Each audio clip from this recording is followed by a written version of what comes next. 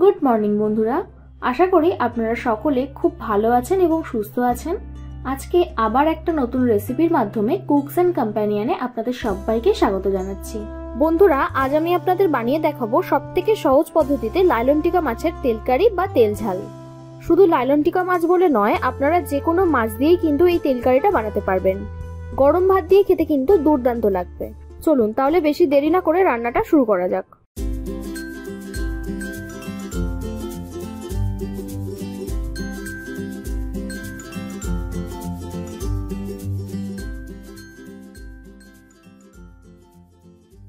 প্রথমেই মশলার জন্য দুটো টুকরো করা পেঁয়াজ, 1 ইঞ্চি মতো আদা, 6-7 কোয়া রসুন আর ঝাল অনুযায়ী কাঁচা লঙ্কা দিয়ে একটা স্মুথ পেস্ট তৈরি করে নেব।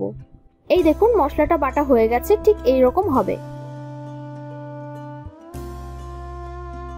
এখন আমি দুটো কাঁচা টমেটো এরকম স্লাইস করে কেটে নিচ্ছি। আপনারা কিন্তু এই কাঁচা টমেটোটাই ব্যবহার করবেন, এর কিন্তু একটা আলাদাই স্বাদ হয়।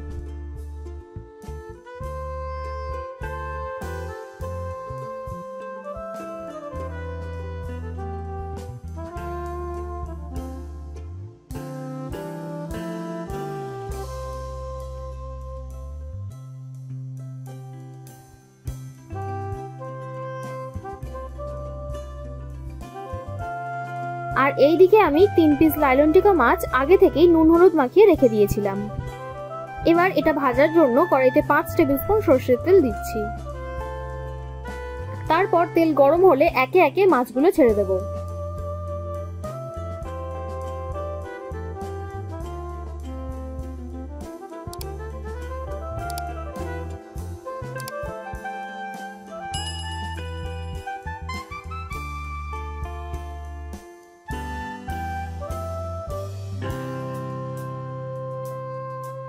মাছগুলো কিন্তু একটু কড়া করেই ভাজতে হবে।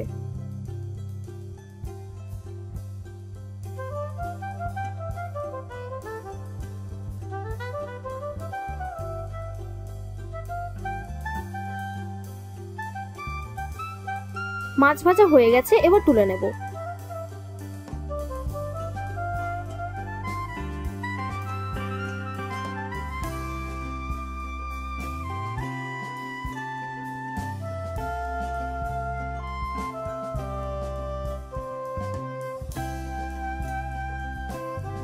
এখন এই তেলেই ফোড়নের জন্য 1/2 টিস্পুন পাঁচফোড়ন আর একটা শুকনো লঙ্কা দিয়ে দিচ্ছি।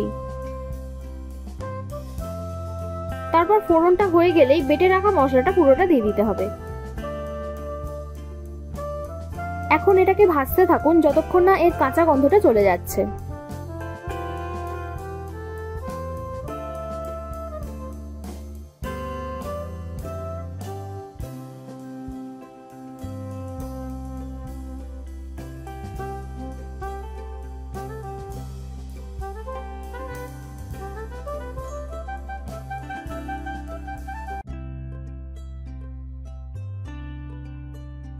কাঁচা গন্ধটা চলে গেলে দিয়ে দিতে হবে স্বাদমতো নুন, 1 টিস্পুন হলুদ গুঁড়ো, 1/2 টিস্পুন কাশ্মীরি লঙ্কা গুঁড়ো ও সামান্য চিনি। এবার ভালো করে মশলাটা কষাতে হবে।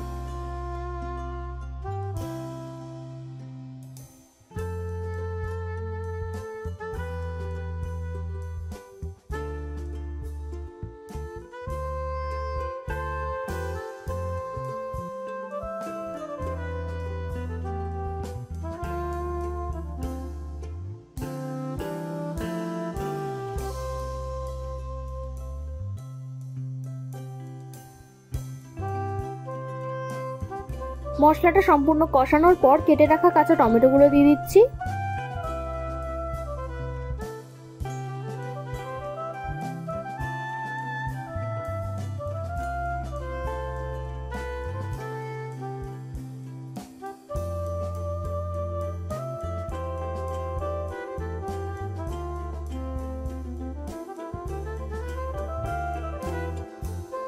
টমেটোটা নরম হয়ে এলেই গ্রেভির জন্য পরিমাণ মতো জল দিয়ে দেব।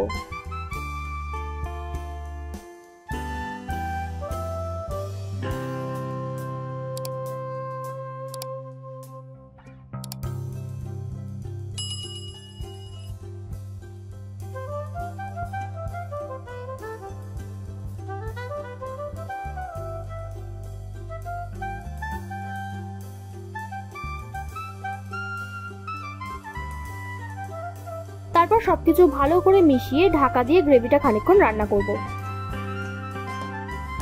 এবার ঢাকা খুলে মাছ ভাজাগুলো দিয়ে দিচ্ছি।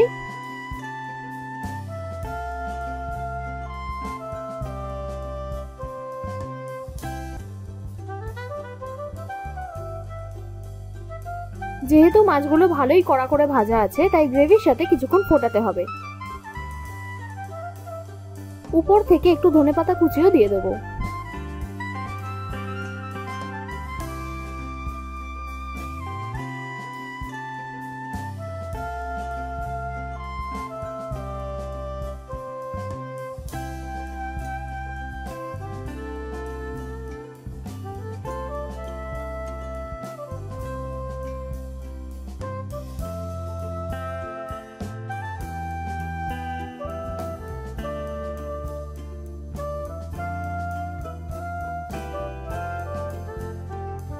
ব্যাস, লাইলন টিকা মাছের তেল কারি বা তেল ঝাল একদম রেডি।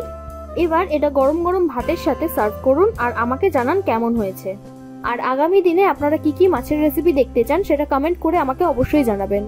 ভিডিওটা ভালো লাগলে একটা লাইক করবেন আর সাবস্ক্রাইব করে আমাকে আরো উৎসাহ দিন, যাতে এই রকম ভালো ভালো রেসিপি আপনাদের কাছে প্রতিনিয়ত আনতে পারি। আমি রান্নায় যা যা উপকরণ ব্যবহার করেছি সেগুলো আপনারা ডেসক্রিপশনে পেয়ে যাবেন। আমার বানানো রান্নাগুলো এতক্ষণ সময় নিয়ে দেখার জন্য আপনাদের সকলকে অসংখ্য ধন্যবাদ। ভালো থাকবেন, সুস্থ থাকবেন, আবার দেখা হবে নতুন কোনো রেসিপির সাথে।